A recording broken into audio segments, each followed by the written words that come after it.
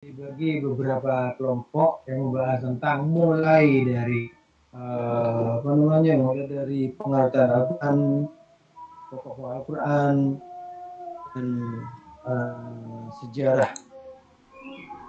Al-Quran itu bagaimana. Baik saudara-saudara sekalian, kita coba menelaah dulu pengertian Al-Quran menurut Mana Al-Qattan,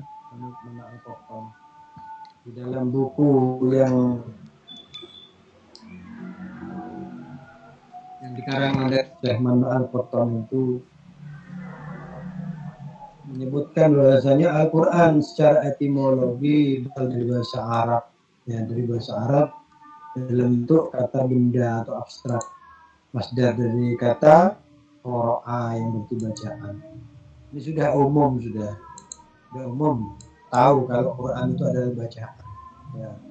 Nah, penamaan ini khusus memang terutama bagi kitab suci yang diturunkan Allah kepada Nabi Muhammad SAW. Nah, sedangkan menurut gramatika, bahwasanya Al-Quran itu adalah bentuk masdar dari kata qira'a yang maknanya muradif atau sinonim dengan kata qira'a yang bacaan tanpa itu tentang. Nah, sedangkan pengertian Al-Quran sendiri menurut istilah, menurut etimologi, menurut terminologi para ulama, banyak yang berbeda-beda pendapat memberikan tentang Al-Quran. Seperti yang ditulis oleh saudara di makalah yang pertama ini, ya. Yang ditulis oleh saudara dalam makalah yang pertama ini, yang menyebut beberapa pendapat para mufassir tentang Al-Quran dilihat dari segi istilah terminologi. Menurut misalnya Imam Jalaluddin Asyuti, ini di buku manapun ada ini. Yang menyebutkan pendapat tentang Jalaluddin Asyuti, seorang ahli tafsir dan ilmu tafsir dalam bukunya Itmamul Dirayah menyebut Al-Quran firman Allah yang diturunkan kepada Nabi Muhammad SAW untuk melemahkan pihak-pihak yang menentangnya, walaupun hanya dengan satu surat saja daripadanya. Artinya Jalaluddin Asyuti sini menilai Al-Quran dari sisi sebuah pembelaan, di mana dakwah Rasulullah ketika mendapati satu pertentangan di dalam dakwah yang sering juga kemudian terjadi banyak pendapat, ya, maka Rasulullah perlu memegang atau hujah yang sumbernya dari Al-Quran.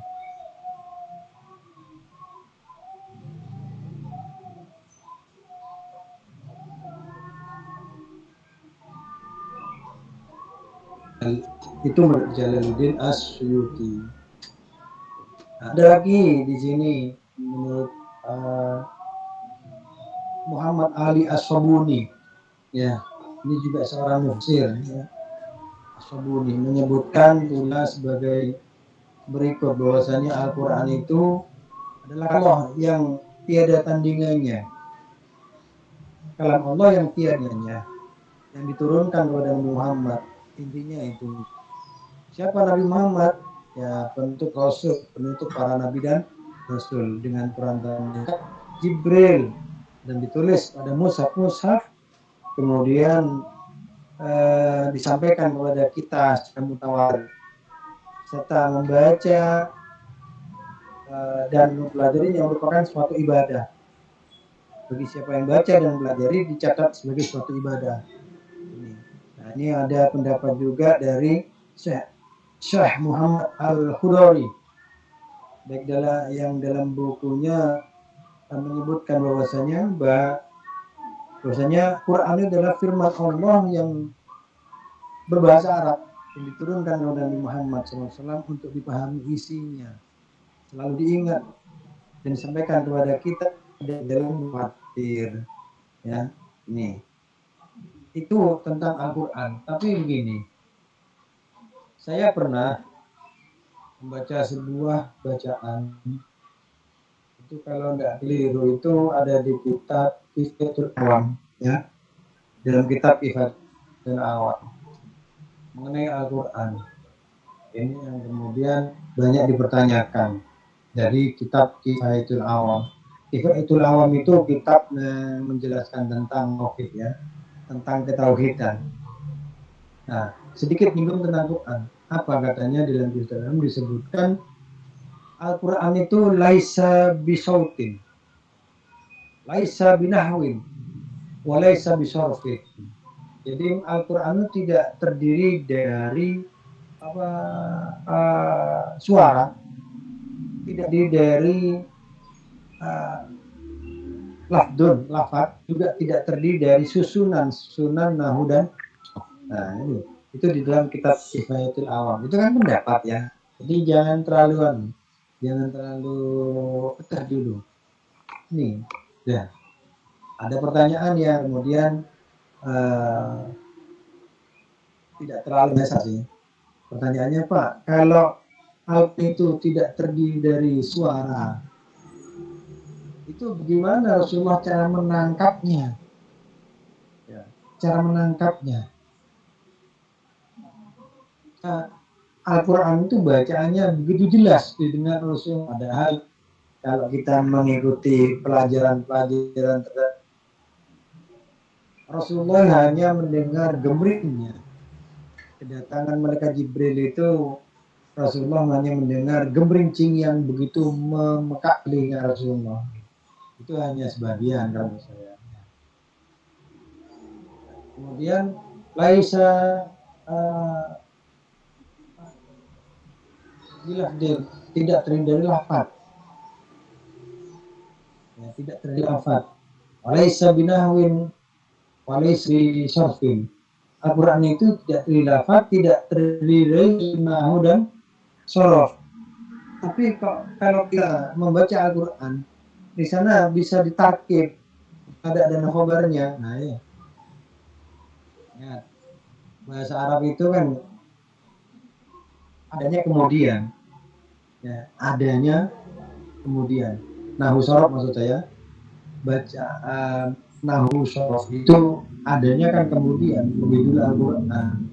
Kalaupun beberapa tokoh meneliti bacaan Al-Quran dilihat dari sudut pandang nahu sorof, ya memang itulah Al-Quran yang tidak bisa lepas dari susunan nahu dan sorof. Nah, itu. Andaikan timur nahu sorof pun Al-Quran tetap terjaga. Nah, tetap terjaga kemurniannya dan juga tetap terjaga keotentikannya. Inna nahnu nazzalna dzikra wa inna lahu lahafidun. Itu, ya. Jadi, baiklah saudara-saudara, saya lanjutkan. Kemudian sedangkan sejarah singkat Al-Quran itu dimulai diturunkan sedikit demi sedikit, ya, sedikit demi sedikit dari peristiwa per peristiwa yang didapati oleh Rasulullah Muhammad SAW. Diawali dengan ayat pertama dari surat Al-Alaq. Nah, kita menyebut malam di mana peristiwa itu terjadi pada malam Nuzulul Quran. Setiap tahun kita peringati itu. Kemudian perjalanan Al-Quran mulai mengalami proses penulisan. Nanti ada, ya, kelompok-kelompok ini yang membahas tentang penulisan Al-Quran. Dimulai dari sahabat siapa, itu ya, di bawah pengawasan dan supervisi langsung dari Rasulullah SAW. Ya.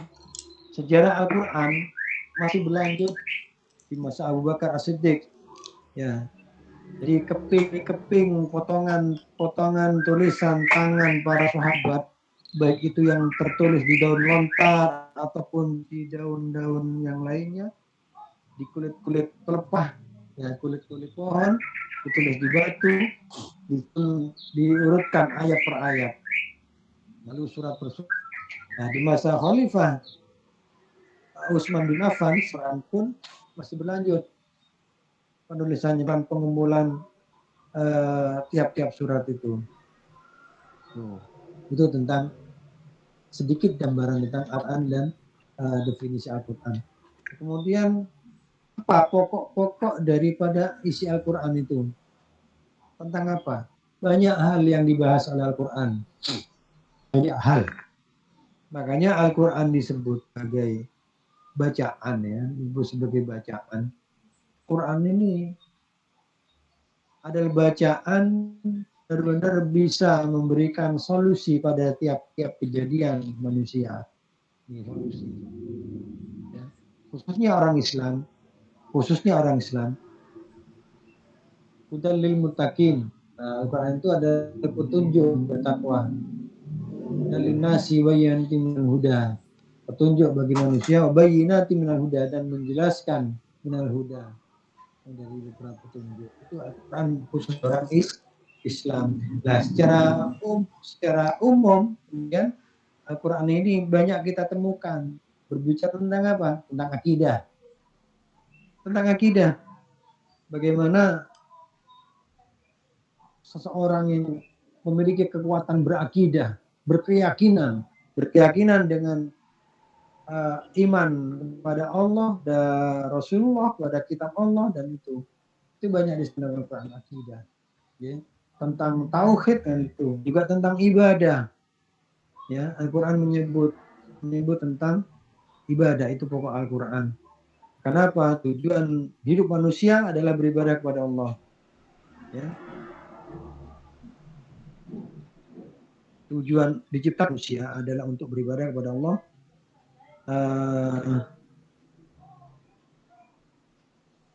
Tidak lain, bukan, dan juga tidak bukan. Memang semata-mata, bukan hanya manusia saja, jin. Ya. Jin juga. Intinya untuk beribadah kepada Allah, itu tentang ibadah. Kemudian tentang muamalah. Aku juga menjelaskan mengenai muamalah. Hubungan mana dengan Allah, hubungan manusia dengan manusia. Ya, hubungan manusia dengan manusia. Hubungan manusia dengan masyarakat. Ya, memiliki prinsip muamalah ini yang kemudian menjadi tujuan daripada Al-Quran itu, mengajarkan manusia. Yang kemudian Al-Quran juga mengajarkan tentang akhlak mulia. Nah, secara khusus tentang akhlak mulia ini kita temukan dalam surat apa? Surat Luqman ya. Bagaimana manusia itu, seorang anak bertingkah laku dengan orang tuanya, kan gitu ya. Jadi secara khusus dalam surat Luqman. Ada juga kalau kita kaji, kita baca terjemahan Al-Quran itu, Al-Quran berbicara tentang sejarah. Ya. Jadi berbicara tentang sejarah masa lalu, mulai Nabi Adam sampai umat Muhammad. Makanya apa kemudian kok Al-Quran itu banyak membahas tentang sejarah? Ingat, adanya sejarah ditulis oleh para sejarawan adalah supaya dibaca dan diajari oleh manusia generasi selanjutnya. Bahwasanya zaman dulu, zaman lampau, itu pernah ada sebuah cerita. Nah, cerita-cerita sejarah-sejarah itu yang kemudian harus menjadi ibadah orang Islam.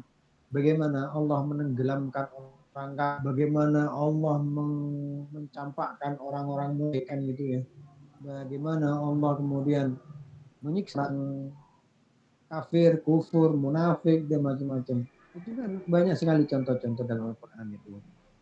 Nah, itu sejarah yang harus dipelajari oleh manusia. Ada juga yang berbicara tentang syariat. Ya, syariat. Ini. Ada juga di dalam Al-Quran itu berbicara tentang janji dan ancaman. Ya. Janji Allah ya, janji dan ancaman Allah. Allah berjanji akan memberikan surga bagi orang yang bertakwa. Allah berjanji akan masukkan ke neraka bagi orang yang tidak bertakwa. Kan itu. Allah berjanji bagi orang-orang yang senantiasa berbuat baik dan kesolehan. Ini janji dan ancaman. Ada juga dalam Al-Quran itu yang membahas tentang jalan mencapai kebahagiaan. Jalan, bagaimana caranya mencapai kebahagiaan, gitu. Nah, juga di dalam Al-Quran itu mengangkat kisah-kisah umat manusia sebelum Nabi Muhammad. Itu Al-Quran. Ya. Jadi di makalah saudara ini juga disebutkan itu, kayaknya ya disebutkan. Selain kemudian apa saja yang dibahas oleh Al-Quran, ya. Di sana juga ada nama-nama Al-Quran.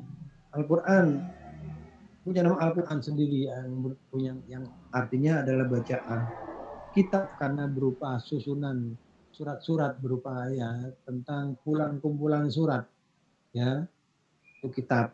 Al-Furqan karena Al-Quran ini mampu menjadi pembeda bagi yang baca, mampu menjadi pembeda mana yang hak dan mana yang batil. Tuh. Adzikr. Nah, Al-Quran senantiasa mengingatkan manusia. Ya, Al-Quran senantiasa mengingatkan kepada manusia. Apa? Ya akan yang tadi akan ancaman dari Allah, akan surga, akan neraka itu. Jadi mengingatkan akan pahala-pahala Allah, mengingatkan akan dosa-dosa manusia itu.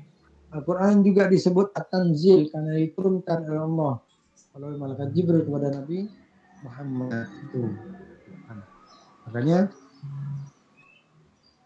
kemudian seperti ini ya, seperti Al-Quran tadi membedakan mana yang baik dan mana yang buruk Al-Quran. Kalau kita baca terjemahnya sekali-kali lah, kali jangan hanya Arabnya karena tidak semua orang paham akan Arabnya. Jadi sekali-kali baca terjemahnya, maka di sana manusia akan merasa tersindir,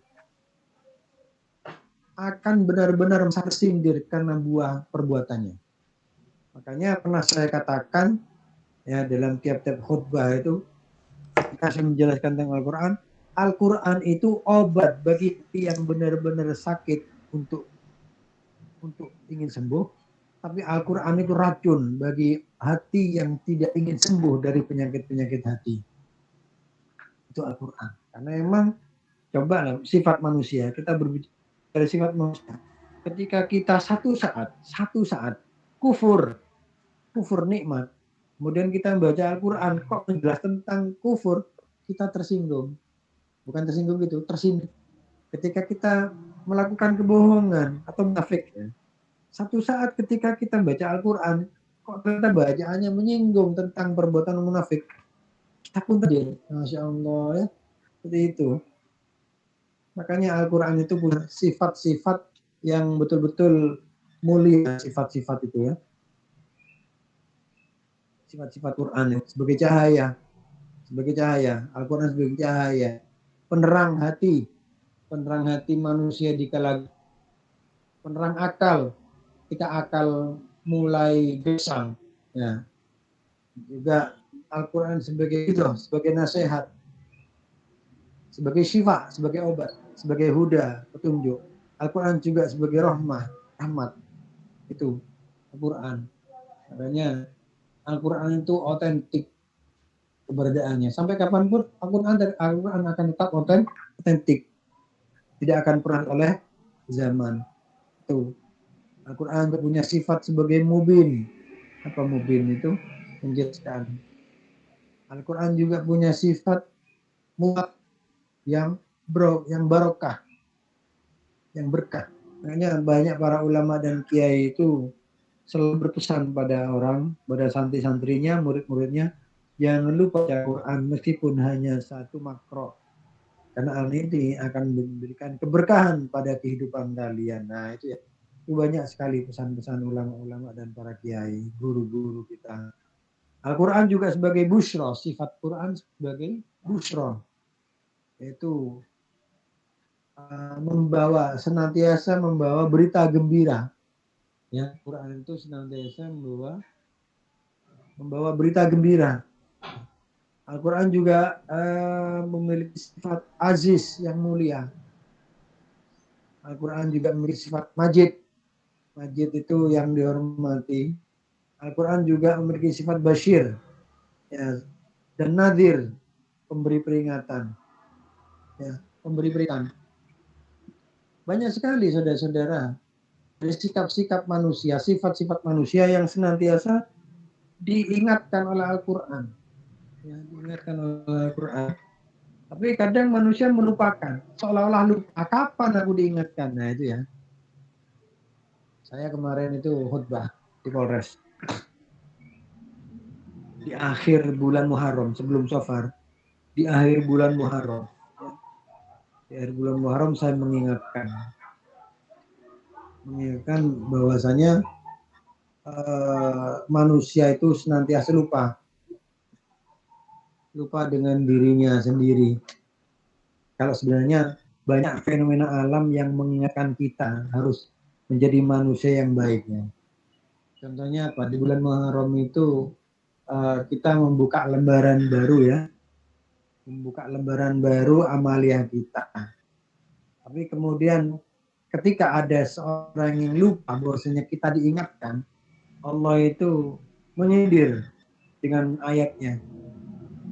Awalam mu'ammirkum ma yatadakkaru fihi man tadakkara wa ja'akumun nadhir. Kan gitu. Manusia biasa diingatkan cuma tidak sadar. Nah, kalimat terakhir ketika kalimat yang pertama awalam mu'ammirkum, siapapun yang sampai sekarang masih diberikan nafas oleh Allah, siapapun sudah, apalagi berumur 50, 40, 30, 20, kan berarti masih memberikan umur. Masih memberikan umur. Nah, dalam umur itu, perjalanan umur kan ada proses. Proses pendewasaan. Baik itu lewat fenomena-fenomena alam maupun teguran-teguran alam ataupun dari nasihat-nasihat guru, para guru. Nah, kadang orang lupa kalau diberi nasihat. Akhirnya jadi ketika timbul kesalahan pada diri manusia, mereka akan mengatakan, saya nggak tahu, saya lupa, saya nggak tahu, ada yang mengingatkan. Kata siapa? Allah dalam Quran lebih dulu menegaskan wajah akumun nadir, dan Allah telah mendatangkan wajah akumun nadir untukmu semua itu. An-nadir seorang pemberi peringatan, seorang yang memberi peringatan, entah itu kiai, ulama, guru, apapun. Jadi tidak ada alasan bagi orang yang berbuat salah, tidak ada alasan bagi orang yang berbuat dosa, tidak ada alasan bagi orang yang berbuat kufur, munafik, musyrik. Tekan saya tidak tahu, karena tidak ada yang mengingatkan. Kata siapa? Al-Quran lebih dulu menegaskan wajah akumun nadir. Lewat apa saja nadir itu peringatan itu. Bukti keautentikan Al-Quran ya. Bukti keautentikan Al-Quran. Masalah apa saja pasti ada dalam Al-Quran. Itu saudara-saudara. Jadi bisa saya sebelum saya akhiri bisa saya simpulkan ya, Al-Quran itu bisa kita lihat dari sisi bahasa, bisa kita lihat dari istilah ya, terminologi tadi, yang intinya Al-Quran itu adalah firman semuanya. Adalah firman Allah, bukan perkataan malaikat, juga bukan sabda Nabi. Al-Quran diberikan Allah kepada Muhammad sebagai tentara saja yang sebenarnya Al-Quran diperuntuk untuk Muhammad SAW. Semuanya seperti itu. Oke. Nah, kemudian kandungan Al-Quran, isi-isi pokok Al-Quran itu ada akidah, tauhid, ibadah, muamalah, persoalan hukum atau fikih, sejarah atau kisah masa lalu. Mengenai sejarah Al-Quran, pasti ya kalau kita mau bercerita tentang sejarah Al-Quran itu ya banyak sekali. Yang jelas Al-Quran itu adalah sebuah bacaan yang sangat berfaedah bagi pembacanya dan pendengarnya. Pembaca dan pendengarnya. Itu tema dari kelompok 1 ya. Tema dari kelompok 1 yang berbicara tema 1 tentang pengertian dan pokok-pokok Al-Quran. Itu saja saudara-saudara, terima kasih atas atensinya, terima kasih atas perhatiannya, terima kasih juga atas keikutsertaannya dalam tentunya jenengan juga capek ya. Kali ini kuliah mulai dari pagi ya men, jenengan ya. Itu saja, monggo yang belum absen di LMS, absen di LMS. Ya, belum bisa absen di LMS, absen di grup. Nanti biar dipindah dari grup ke LMS. Tapi coba aja dulu di LMS gitu. Mudah-mudahan bermanfaat. Barokah bila daya. Wa'alafu minkum. Assalamualaikum warahmatullahi wabarakatuh. Waalaikumsalam warahmatullahi wabarakatuh. Kok cepet Alhamdulillah. Absen gimana nih, Boy? Bisa. Yang di LMS dulu kawan. Kuda ada. Di dalam gue ada. Mana tuh? Apa kita bisa cekkan? Sudah ada. Monggo di absen sudah ada di LMS. If. Oke, siap. Langsung present gue. Kuni becek.